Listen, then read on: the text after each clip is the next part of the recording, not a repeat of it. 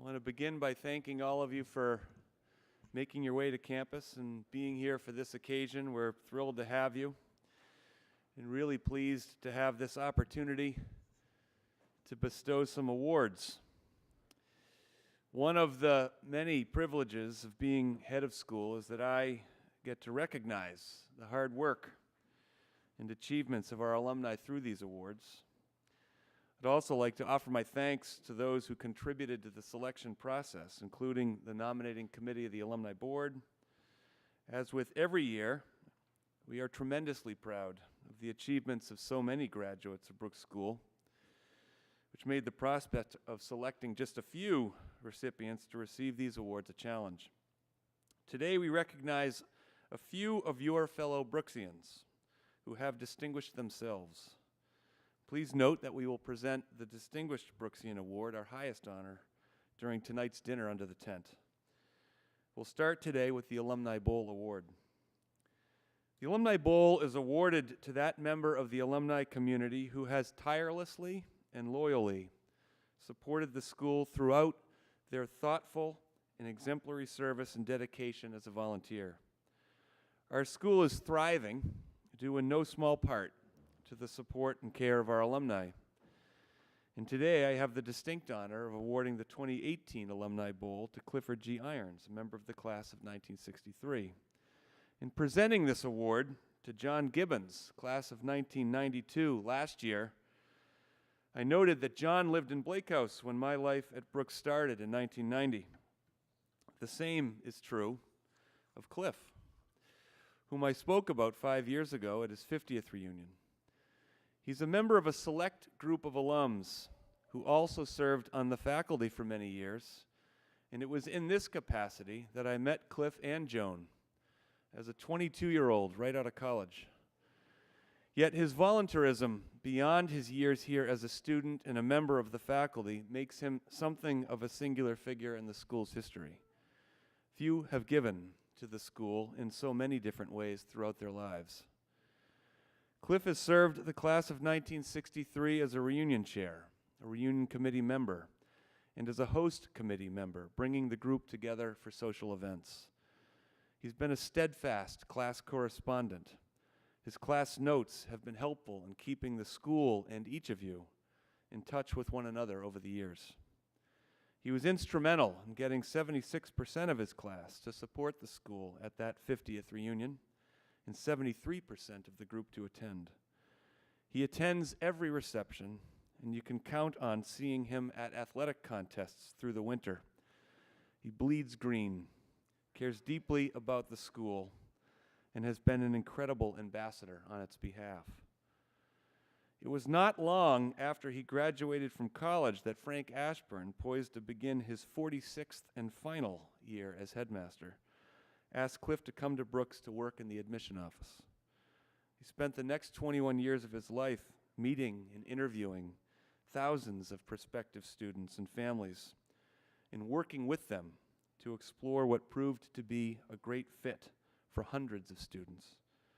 As Dusty Richard notes, Cliff's time in the admission office was marked by the incalculable knowledge he provided as a result of his extensive institutional memory and remarkable understanding of the various and manifold connections of generations of Brooksians.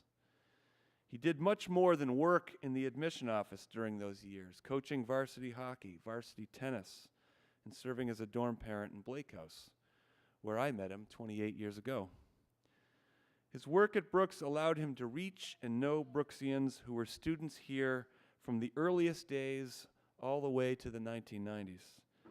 How fortunate the school has been to have him here as a student, faculty member, volunteer, and champion of Brooks School for the vast majority of his life.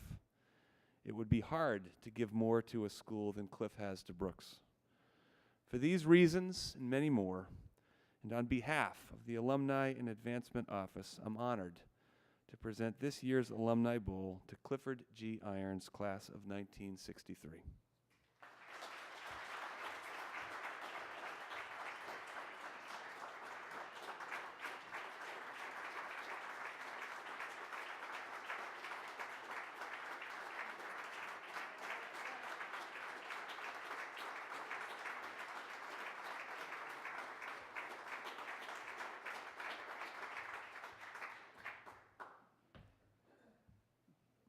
brevity.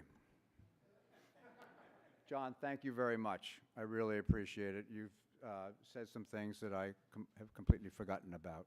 However, I'd like to acknowledge here my classmates who have come in support of not only our 55th reunion and Brooks School, but to me for their support in being here on this day. The school has meant a tremendous amount to me over the years, from 1958, when I first came here as a second former, all the way through to today. And John, thank you very much. I really do appreciate it.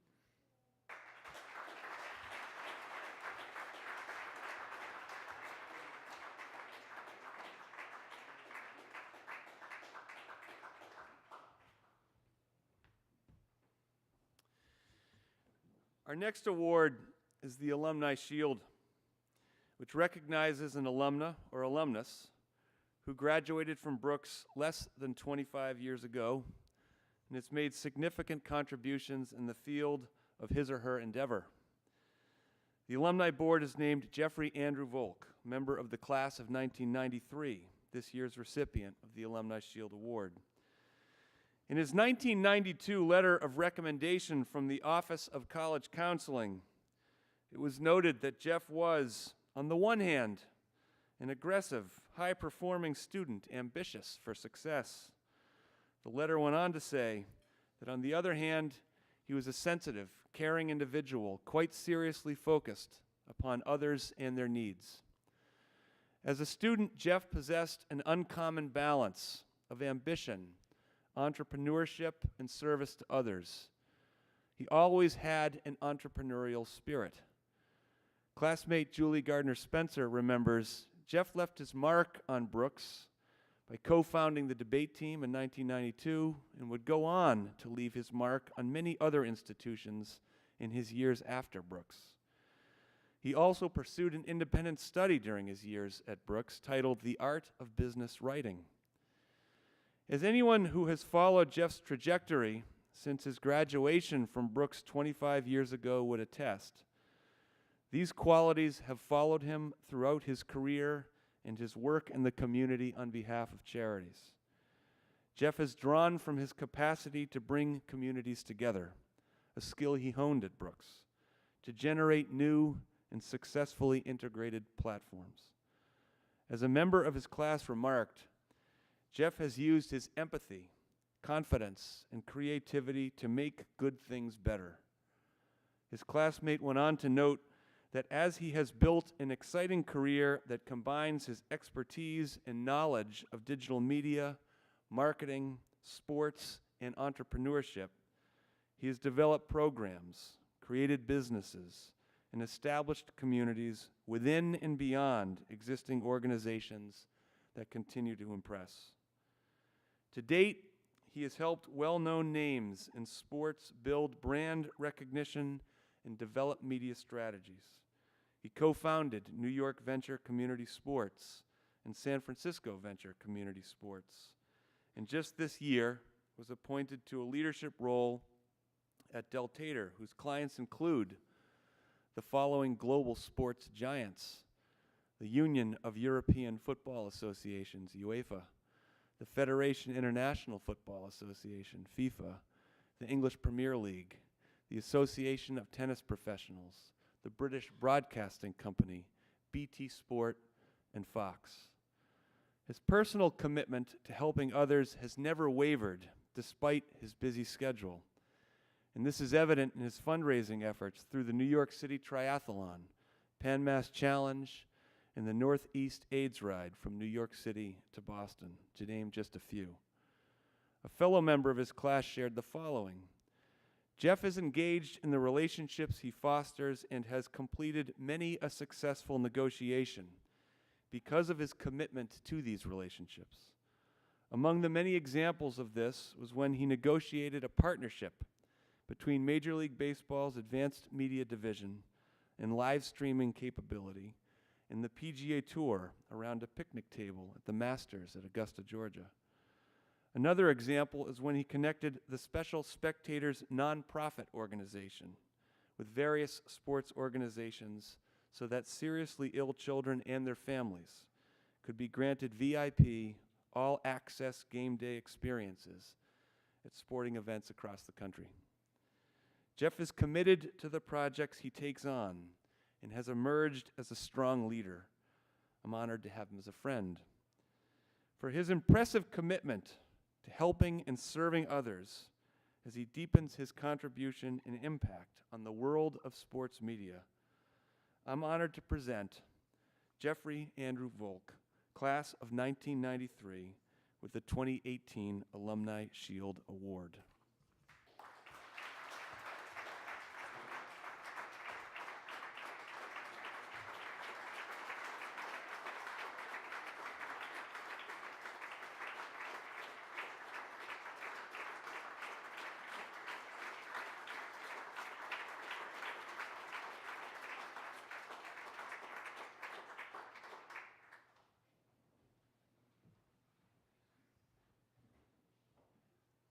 So Mr. Iron started off with brevity.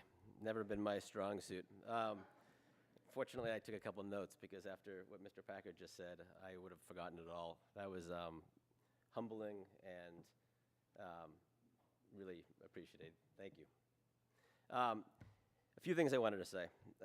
Number one, as I started to think about my experiences here at Brooks, we all feel young. We all think we're young. Mr. Packard and I started in 1990 here at the same year. I see Julie and Jolie in the back of the room. We all started the same year, so we all still have that young spirit. But what I saw when I walked on campus, I was a little taken back by the nostalgia of just how much construction and how much advancement this campus feels. It felt so big to me when I was here as a student. It feels a little smaller. It's sort of overtook me in many ways. I felt a lot of emotions that brought me back 25 years ago, and I can't wait to see how all the projects that you just talked about over the last couple hours play out. The campus looks amazing, and I'm so proud of what you've been able to accomplish from a young teacher who I thought was 100 when I was a student. It turns out he was like 23, and now runs the school. So super proud to be here. When I told my family that I had won this award and that I was coming back, my dad was really excited. I still think he's looking around for Brooks Shields as opposed to the Brooks Shield, but we won't tell him. So I came to Brooks sophomore. I was 2 years off. I just lost my mom. I was at Shore. I was struggling as a student. I was at a point in my life where you could go in many different directions. And Brooks gave me, I think the word that it comes back to, I feel really fortunate, it gave me a foundation, a community. As Mr. Packard mentioned, I was able to found and start and create some things. I started the debate team. I created a course for myself. I tried to get an economics course here, which we actually got started my senior year. I actually started the golf team. If you saw my golf team, you wouldn't believe it. But I did start the golf, and I think it still exists, right? Is there still a golf team? There you go. All right. So there's something that survived. That's good. But really, Brooks took a chance on me. I was a lousy student who was focusing on other parts of my life, and I learned how to be a student. I learned how to study. I learned how to focus on things that weren't my core areas of passion. And I got to tell you, it was a lot harder to get through Brooks than it was to get through Penn. But Brooks got me into Penn, and it would not have happened without this amazing community. When I talk about community, I really want to stress. I look around. I reached out to a few people when I heard that this was going to be taking place. Dusty, who was my housemaster and mentor here at Brooks. The Dixon family, who I think are. We need to get them a better ticket broker to come on up front. I mean, these are stories of people, Mr. Burbank, of people that came back and are here, not because they have to be, but because they care. And I think it's in many ways emblematic of Brooks that these are people that traveled and came and are here in this room because they care and it matters. And it's such an inspiring thing for me. It's the types of values it's the little things in life, and those are the type of things that I try to teach or to live in my life. I thought it'd be fun to tell a couple quick Brooks stories. say a couple thank yous, and then we'll go on with our day. So one story, there was a writing course here at Brooks. Dub, who I guess is no longer teaching here, had a class called the Art of Writing. And you, every week, would write a paper. 1 week you write an analogy, 1 week you write nonfiction, 1 week it's fiction, 1 week it's something else. But you could choose, and you would give him the paper, and he would read it, and he would analyze it, and you'd have all these incredible ways of writing different types and different styles. So I thought, okay. It was late in the semester. It was, I think, maybe my senior year, and I hadn't written it yet. It was after study hours, and I went down to I think the Dixon's house, and we were watching some sort of Boston sporting event. I live in New York, so we're the contrarians living in New York as diehard Boston sporting fans. And I'm like, what should I write this paper on? And one of the guys in my dorm is like, I don't know, let's just make up something and you go write it. I was like, that sounds fun. So I said, all right, the man's life was in, the guy's like, orange. I'm like, done, I'm going upstairs, we'll be back in an hour. I wrote this story, it was an analogy. I chose the category analogy and wrote a story about how this man's life was an orange. Handed it to Dub, he read it, he goes, you know, this is a great example of bad writing. Turns out bad writing was one of the categories. And I was like, yeah, that's what I was going for. It was bad writing, not analogy. Bad writing. I'll write analogy next week. And so I think back to stories. I've always loved languages. Spanish was a huge component. I really loved the Spanish program. We had to do a fairy tale. And so it was a fairy tale. It had to be done as a TV commercial, and it had to be turned in as a VHS tape. I don't know if there are any students out here, but a VHS tape was basically what streaming video is now. And so we had to turn this thing in, and we stood outside the Thorne House, and we filmed commercials. I just walked as I walked through campus, and it brought me back to that. And I think my love for language and my love for travel started here with that foundation. And then lastly, thank you to Dusty and to Mr. Dixon and to Crystal. Lot of late-night trips to Harrison's, which you can clearly tell has stayed. I want to say a couple thank yous. So I have my fan club here in the front row, in the second row. My wife Lauren. I just really feel so fortunate. My rock, my inspiration, certainly helped me become a lot more self-aware and really crossed off a lot of the jokes that I was going to tell today. My dad, who has been a mentor and an idol in so many ways. I am so much whom I am because of you. So thank you. My sister, my first idol. I'm 4 years younger, sometimes 3 years younger. Now it's more fun to say 4. When I was younger, it was more fun to say 3. But my inspiration in so many ways. Jacob and Jessica, my niece and nephew, who I really learned how to be a daddy with you guys. So I do in many ways feel like an uncle, but I really do in many ways feel like a daddy as well. My brother-in-law, Darren, same with you. I think I learned how to be a daddy watching you with the kids as well. Thank you. Neil Dennenberg. Neil is my mom's second cousin and my dad's best friend from growing up. My parents met at Neil's bar mitzvah when my mom was 11 and my dad was 13. And when he found out about this a couple days ago, he canceled his golf game, which it's a little cold out, so he gets partial credit. But to be here is just absolutely amazing. I really feel fortunate. Julie Gardner, I guess Julie Spencer now.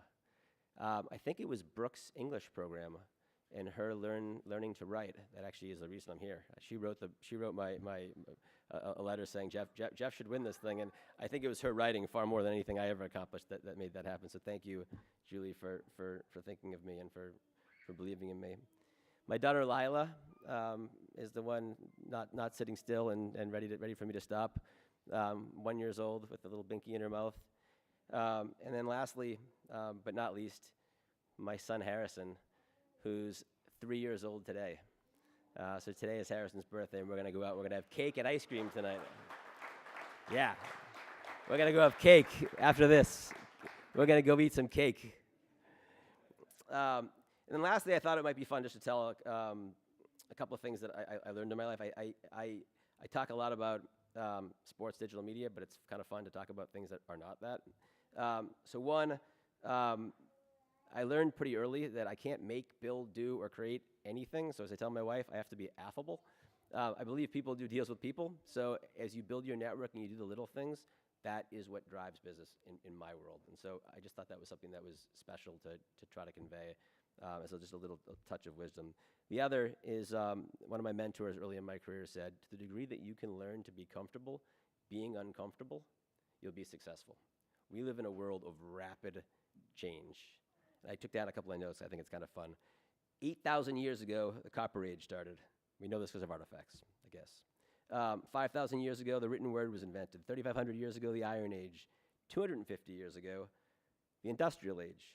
45 years ago, the Information Age. Each one of these, if you'll notice, takes less and less and less and less time. The rapid exponential curve of change. Then you think forward, 12 years ago, there was no iPhone. Can you imagine? Right? 11 years ago, we got lost. There were maps, as opposed to just typing in your phone and it told you where to go. Where are you? I don't know where I am, but I know where I'm going. 10 years ago, there was no streaming video. We had to actually watch television. 5 years ago, we had to type. There was no Siri. And so you think about just how fast these things have occurred. The amount of information that existed in the entire spoken word 6 years ago is the same amount that gets produced in an hour today. It's crazy. So I just thought that was sort of an interesting perspective. And then lastly, my favorite movie. I was always the youngest guy in the room in my career. I really was. I always liked being the youngest guy in the room, and I looked around when I'm in a meeting not too long ago, and I quoted one of my favorite movies that came out in 1986, and one of the kids on my team goes, "Oh, I was born in 1986." And after giving him a number of expletives, I continued with my movie quote. And the movie quote, which I think in so many ways exemplifies this school and this award, and hopefully what we take away from at least my non-brevity, Mr. Irons, is Ferris Bueller. And the quote is, "Life moves pretty fast. If you don't stop and look around every once in a while, you just might miss it." So thank you.